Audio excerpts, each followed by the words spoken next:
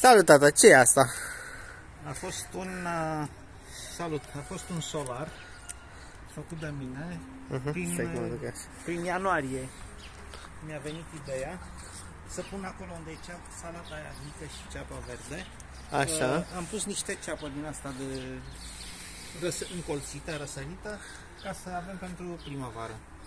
Și apoi am mai cumpărat lângă ea niște arbagic, am pus acolo, care și ăla e mare acum. După cum se vede, ceapa deja am scos-o toată, că solarul a fost... Ia, hai mai încoace, ele. Solarul a fost foarte bun.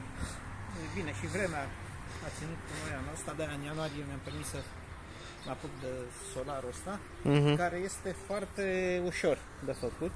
Eu am aici 1, 2, 3, 4, 5, 6 bare din astea, arcade, și deschiderea am 1,5 m și lungimea am 7 metri. L-am făcut din pepere. Din pepere. Mi-au rămas resturi de pepere. Asta este un pepere de... Nu, asta o dăm jos. Acum, că am pus-o de...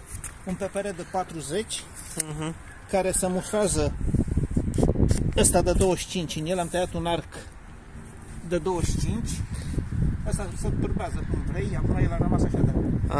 Îl bag acolo cât consider și să fac înălțime. Îl echilibrez frumos cum vrei. Apoi i-am pus pe laterale niște bandă din asta de plastic. Deci practic tu ai făcut-o mai din resturi, din chestii pe care le aveai. O bară din asta de plastic, care dacă o pun aici, dau un horșurub aici, prinde ea, să prinde de ăsta și îl prinde și pe ăsta. Văd că e un pic ciupit, deci bănuiesc că aici. Da.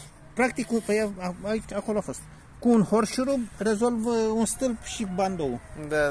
Tot din asta am pus și pe coamă aici. Uite cum am pus și pe... Acum deja l-am desfăcut. L-am montat așa. Da, e varianta de demontare. Se demontează foarte ușor, se depozitează ușor.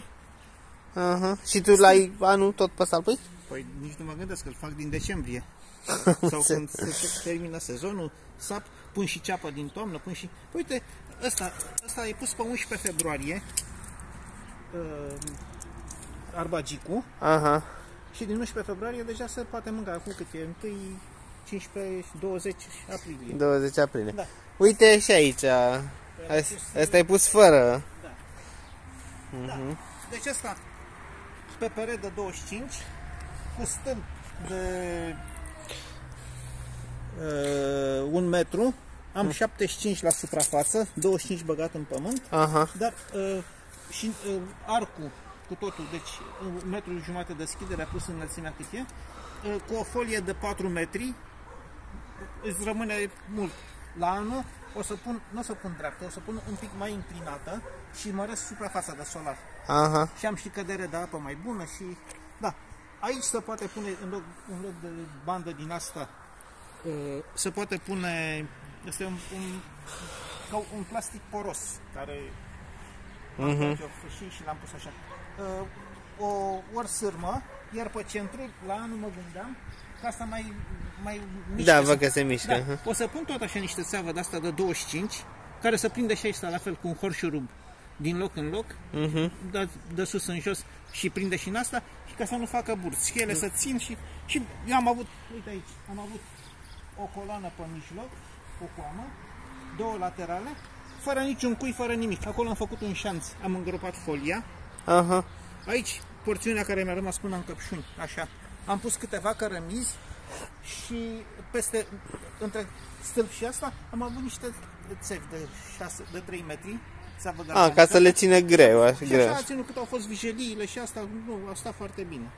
Deci mulțumit. Da, și folie n-am cumpărat folie de aia de scumpă, care rezistă 7 ani, nu știu cât. De asta care e mult mai ieftină, care se găsește în comerț pentru construcții, pentru protejarea construcțiilor. Da, și nu trebuie de calitate, să fie albă, să fie pătrundă lumina. Și de ridichile care au fost puse pe... Și salata. Salata a fost... Tot ce aici a fost pe 11 februarie. După ce a fost gata, plantat. Deci vreo 2 luni jumătate. Ridichile... Mai puțin. Ridichile sunt astea. Alea care au fost mai mari le-am tot adunat. Da. Ăla este răsad din salata asta, care și din asta am tot folosit. Salata a fost pusă pentru...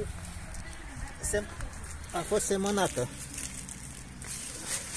A fost semănată, uite, să taie de aici, să separă fiecare plantă din asta așa și să replantează. Și până într-o lună, două face și asta căpățână. Deci asta e... Da, o replantezi? Asta nu mai replantăm, că avem destul de replantat.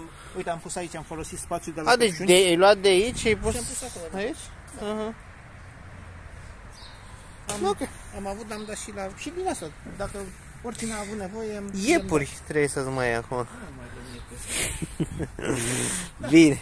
Deci mulțumit de investiție, mai ales că le aveai deja. Sunt mulțumit. Investiție, mă rog, chestie. Investiție m-a costat, practic, acum bălegarul care l-am mai băgat aici și semințele care le-am cumpărat. Da. Sunt investiții. Da. Bine, mersi.